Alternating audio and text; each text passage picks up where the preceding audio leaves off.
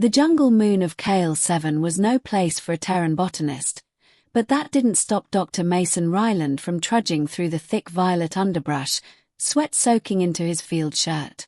He adjusted the scanning module on his belt and cursed softly as a swarm of winged insects buzzed past his face. "Just get the sample and get out," he muttered, slapping a fern out of his way. It was supposed to be a quick expedition: collect pollen samples, scan for soil composition, and return to base before nightfall. But the jungle was alive in ways Earth had never prepared him for. And now, the sky had turned a shade of deep amber, signaling the imminent arrival of Kale 7's triple dusk. That's when he heard the growl. It was low, primal, feminine. Mason froze. Through a break in the foliage, he saw her.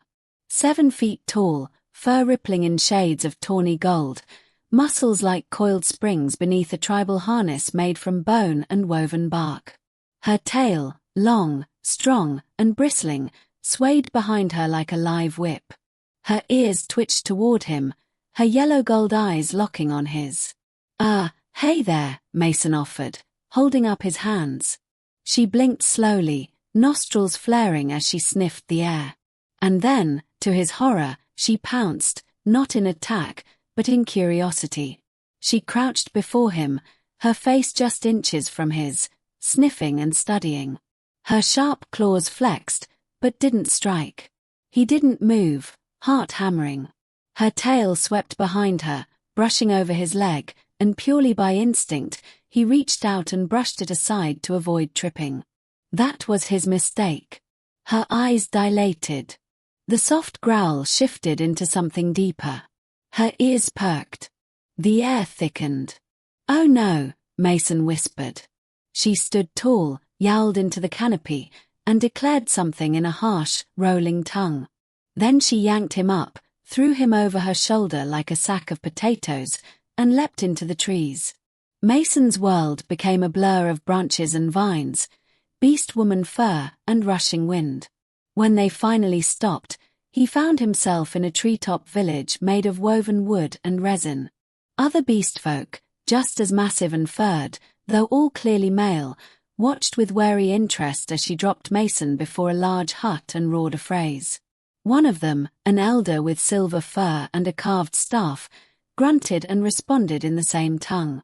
Then he turned to Mason, squinted, and tapped a translation bead clipped to his ear. "You touched her tail," he said flatly. "You are now her mate." "Wait, what?" "I didn't mean to. It was just, her tail was in the way." The elder sighed. "On Kale 7, a tail touch is sacred. Intimate. You have claimed her, and she has claimed you." The Beastwoman, who Mason later learned was named Vira, strode into the hut, emerging moments later with a necklace of fangs, which she threw over Mason's head. "She accepts your bonding." Mason groaned. "I just wanted a flower sample." The next few days were chaos. Vira treated him like a prized possession. She carried him everywhere, fed him rare fruits, snarled at any male who got within 6 feet, and, at night, curled her massive body protectively around him as they slept on thick pelts. Mason tried to explain his mistake using his translator, but Vira only tilted her head, purring as she pressed her forehead against his. To her, he was hers now. And weirdly, it wasn't the worst thing. Vira was fierce, but gentle with him. She listened when he spoke, even if she didn't understand the words. When he pointed to a bioluminescent plant and explained its properties, she grinned wide, smacked her chest proudly, and tore it out of the ground for his research kit. Still, Mason knew he couldn't stay. He was human, earthborn, and this wasn't his world. On the 7th night, Mason tried to sneak away. He had mapped a path back to the science vessel's beacon. Vira lay asleep, her tail curled protectively over his waist. Carefully, he lifted it and slipped out from under her embrace. But he hadn't gotten 20 feet before he heard the snarl. She stood behind him, eyes glinting with betrayal. Her tail lashed. She took a step forward, and Mason threw up his hands. Vira, please. I can't stay here forever. I'm not from this place. She advanced. I didn't mean to touch your tail. It was an accident. Vira growled low, but didn't strike. Her breathing slowed. Her eyes searched his face. Then she knelt, placed a clawed hand over her heart, and said something that broke his heart in half. The translator beeped slowly. I know you do not belong. But my heart still chooses you. Mason swallowed hard. He could walk away. He could return to his lab and his routines. But what waited for him there? Data. Reports. Here, he was someone. He mattered. To her. Weeks passed. The science vessel above Kale 7 eventually sent a search party.